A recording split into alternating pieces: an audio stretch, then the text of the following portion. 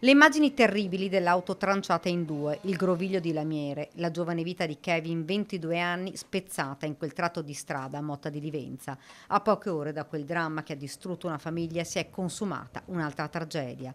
Il patrigno del giovane si è tolto la vita in casa, nessun biglietto lasciato alla famiglia. A trovare l'uomo, 43enne di origine bosniaca, la compagna, mamma di Kevin. Le ragioni del gesto, si suppone, siano legate alla morte del 22enne. A Oderzo, dove vive la famiglia, è calato un silenzio di dolore immenso. Kevin, che si era licenziato dal lavoro, da qualche tempo si era trasferito con un amico in un appartamento a Pordenone. Intanto, sull'asfalto, in via Corrado Gini, a San Giovanni di Motta di Livenza, i segni dello schianto contro il platano.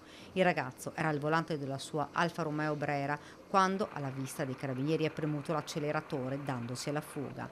Il 22enne guidava senza patente che gli era stata revocata a dicembre 2024 per guida in stato di ebbrezza e trasportava circa 900 grammi di hashish e 4 sacchetti di marijuana ed un bilancino di precisione. A seguito dell'incidente sono stati poi rinvenuti alcuni panetti di hashish e un quantitativo di marijuana all'interno del bagagliaio e sparsi sulla strada. Poi la successiva perquisizione nel luogo dove il ragazzo risiedeva insieme a un altro suo coinquilino abbiamo trovato dell'altro stupefacente che Indagini da parte dei carabinieri per accertare la provenienza dello stupefacente. stiamo facendo degli accertamenti. Comunque insomma il ragazzo aveva delle segnalazioni, però nessuna condanna e comunque erano comunque segnalazioni diciamo amministrative, non penali.